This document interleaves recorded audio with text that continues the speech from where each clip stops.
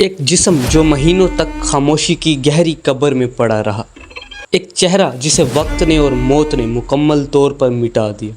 حمیرہ اصغر کی لاش جس کے ہر ذرے میں ایک راز چھپا ہے، راز جو نہ زبان بول سکے نہ آنکھیں دیکھ سکے۔ پوسٹ مارٹم روم میں وہ منظر جہاں زندگی کے آثار مٹ چکے تھے اور موت نے اپنی خوفناک شکل دکھائی، ناخن جو انگلیوں سے جدا، گوشت جو گل سڑ چکا اور کیڑے جو خاموشی سے جسم کے اندر چھپے سارے رازوں کو کھا رہے تھے۔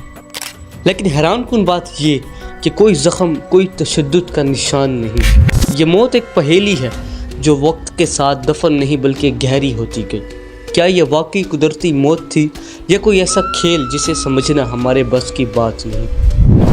آج ہم اس گہرے سناٹے میں جھانکیں گے اور دیکھیں گے کہ ایکچولی میں ہوا کیا ہے، کیوں پچھلے 10 مہینوں سے حمیرہ اپنے خاندان اور شعبت سے لا تعلق رہی۔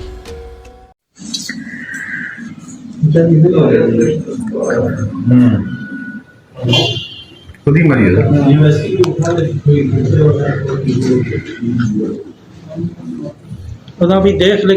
السلام علیکم دوستو، اپنی خوبصورتی اور اداکاری کی وجہ سے پاکستان کی شوبز انڈسٹری میں شہرت پانے والی خوبرو اداکارہ حمیرہ اصغر، جو 8 جولائی کو کراچی کے ڈیفنس فیز 6 میں اپنے کرائے کے فلیٹ سے مردہ حالت میں ملتی ہے۔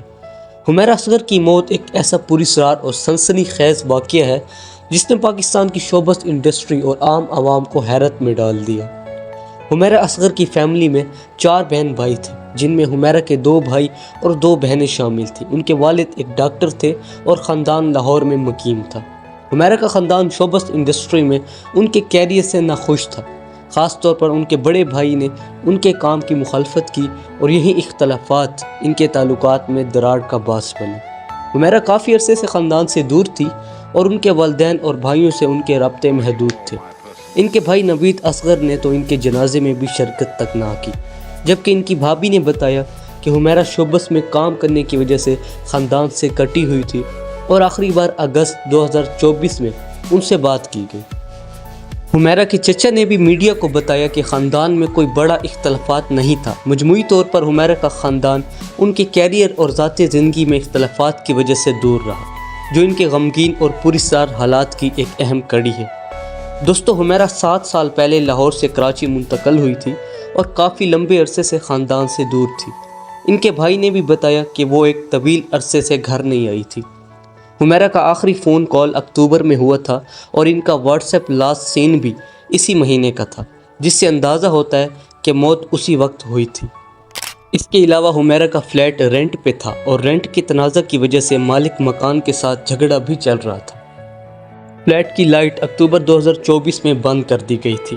فلیٹ کے مالک نے رینٹ نہ دینے کی وجہ سے عدالت سے فلیٹ خالی کروانے کا حکم حاصل کیا تھا اور پولیس اس عدالتی حکم پر کارروائی کرتی ہے اور فلیٹ پہنچتی ہے۔ جیسے ہی فلیٹ میں انٹر ہوتی ہے تو انہیں حمیرہ کی لاش ملتی ہے اور اس کے بعد لاش کو فوراً پوسٹ مارٹم کے لیے بھجوایا جاتا ہے، اور جب پوسٹ مارٹم کیا جاتا ہے اور رپورٹ آتی ہے تو لاش کی حالت دیکھ کر آپ کو ایک لمحے خوف آ سکتا ہے۔ پوسٹ مارٹم رپورٹ میں بتایا گیا کہ حمیرہ کا جسم انتہائی سڑ چکا تھا، جس میں کئی اعضاء کالے پڑ چکے تھے اور چہرے کے نقوش شناخت کے قابل نہیں تھے، اور جسم کے کئی حصوں میں مسل ٹیشو ختم ہو چکا تھا، ہڈیاں بہت نازک ہو چکی تھی، اس حد تک کہ اگر ہاتھ لگایا جاتا تو شاید ٹوٹ جاتی۔ دماغ کا مواد مکمل طور پر گل چکا تھا اور جوڑوں میں کارٹیلیج موجود نہیں تھی، لیکن ہڈیاں ٹوٹی ہوئی نہیں تھیں۔ جسم کے بالوں اور دیگر حصوں میں بھورے رنگ کے کیڑے موجود تھے۔ ان کی لاش انتہائی گلی سڑی حالت میں ملی تھی، چہرہ ناقابل شناخت تھا، ناخن انگلیوں سے الگ ہو چکے تھے اور جسم کے کئی حصے مسخ ہو چکے تھے۔ پوسٹ مارٹم رپورٹ میں موت کی اصل وجہ واضح نہیں کی گئی اور مزید کیمیائی اور DNA ٹیسٹ کیے جا رہے ہیں۔ حمیرہ کے 3 موبائل فون، ٹیبلٹ اور لیپ ٹاپ سے اہم ڈیٹا حاصل کیا گیا ہے، جس میں ان کی ڈائری اور پاسورڈ بھی شامل ہے تاکہ موت کے راز کو کھولا جا سکے۔ جیسا کہ میں نے آپ کو بتایا کہ ان کے خاندان سے ان کا تعلق کمزور تھا اور وہ کافی عرصے سے تنہائی میں رہ رہی تھی، جس سے ذہنی دباؤ اور تنہائی کے پہلو بھی زیر غور ہیں۔ اس پورے معاملے میں نہ تو منشیات کا کوئی ثبوت ملا ہے اور نہ ہی تشدد کے کوئی واضح شواہد، مگر لاش کی حالت اور دیگر حقائق نے اس موت کو ایک گہری پہیلی بنا دی ہے۔ عدالت نے بھی کیس کی سنوائی شروع کر دی ہے اور تفتیش کمیٹی بنائی گئی ہے جو موت کو حادثہ، خودکشی یا قتل کے زاویے سے جانچے گی۔ یہ کہانی ابھی تک مکمل نہیں ہوئی اور ہر نیا انکشاف مزید سوالات اور پراسراریت کو جنم دیتا ہے، جس نے حمیرہ اصغر کی موت کو ایسا مسئلہ بنا دیا ہے جس کا حل تلاش کرنا اب سب کی نظر میں ہے۔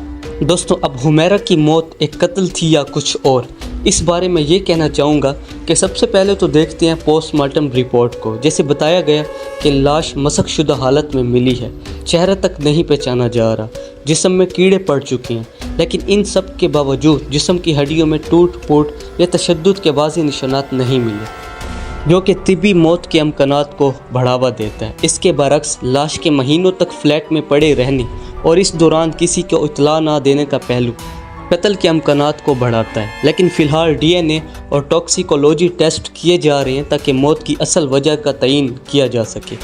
پولیس نے موت کے وقت اور حالات کے بارے میں قریبی افراد سے پوچھ گچھ کی ہے تاکہ یہ معلوم کیا جا سکے کہ کوئی جان بوجھ کر یا منصوبہ بندی کے تحت اس واقعے میں ملوث ہے کہ نہیں۔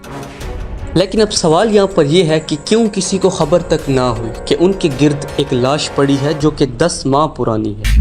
وقت کا پہیہ گھومتا رہا، دن ہفتوں میں بدلے، ہفتے مہینوں میں، اور مہینے پورے 1 سال کے قریب جا پہنچے۔ ایک فلیٹ جہاں زندگی کسی نے بسر کی تھی، وہاں اب خاموشی نے بسیرا کر لیا۔ 10 مہینے، جی پورے 10 مہینے تک ایک انسانی جسم، ایک لاش اسی فلیٹ کے اندر موجود رہی، کسی کو خبر تک نہ ہوئی، کسی نے دستک تک نہ دی، کسی نے آواز نہ لگائی۔ 10 مہینے یہ سوچ کر بھی روح کانپ اٹھتی ہے، کیا اس عورت کا کوئی نہیں تھا؟ کوئی دوست، کوئی رشتہ دار، کوئی پڑوسی جو ایک بار بھی حال احوال پوچھتا؟ وہ کون سی دیوار تھی جس نے اتنی طویل خاموشی کو چھپائے رکھا؟ وہ کون سی بے حسی تھی جو ایک ہی عمارت میں، ایک ہی شہر میں موجود ہونے کے باوجود اتنی بڑی سچائی سے آنکھیں چراتی رہی؟